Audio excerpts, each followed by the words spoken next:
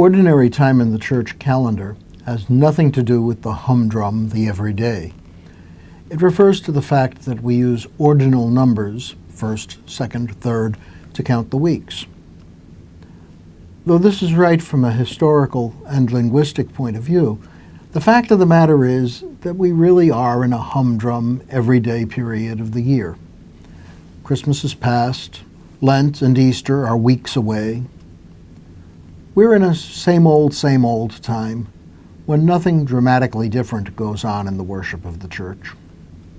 It is the most important time of the year.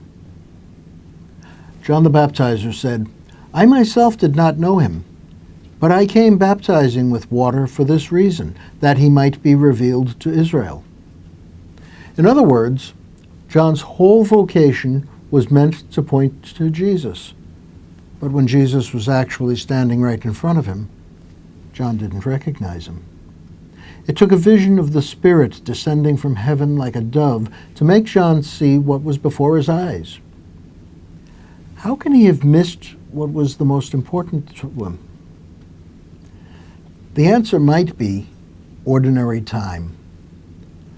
John was going about his business, doing what he always did.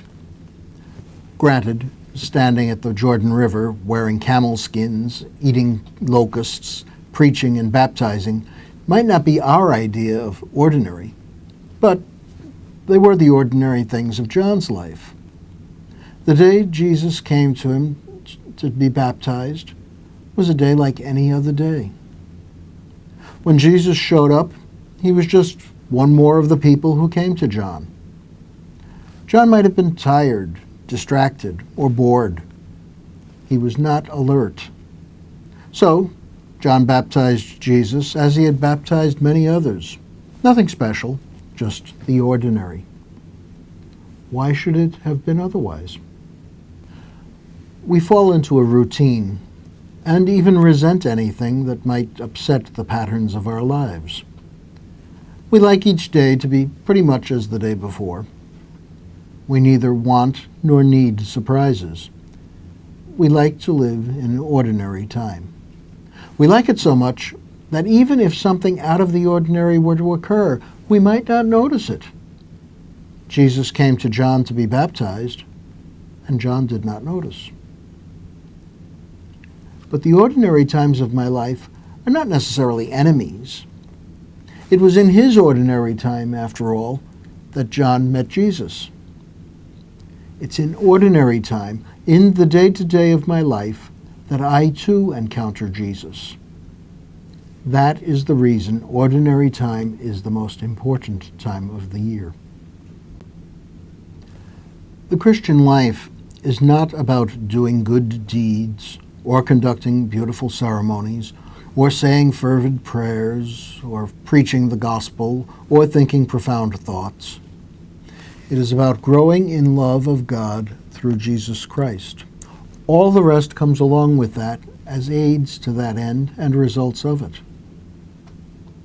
In the Incarnation, God has come among us in order that we might have that relationship. That coming was not in drama or in power. It was in the life of a carpenter who walked the roads with fishermen, an ordinary man with ordinary people in an ordinary time. That is when and where we too can meet him. My day-to-day life is the place where Jesus is. Spirituality is not so much a matter of prayer as of awareness, about sensitivity in ordinary time to the ordinary events and people around me. Christ is there among them as he was among the events and peoples of Israel 2,000 years ago. Prayer can and should help me become more able to see God at work in my ordinary time, lest, like John, I miss seeing Christ as he stands in front of me in the people and events of my life. And so, the ordinary is, in reality, the extraordinary. There are no ordinary times. There are no ordinary places.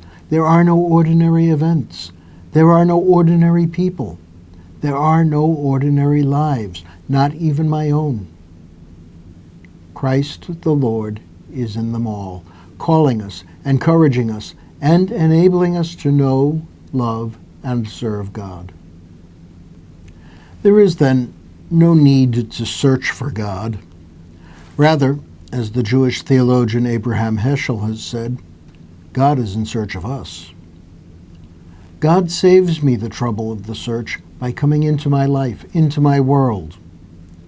Meeting Christ is the most ordinary thing there is. I can't avoid it, only ignore it.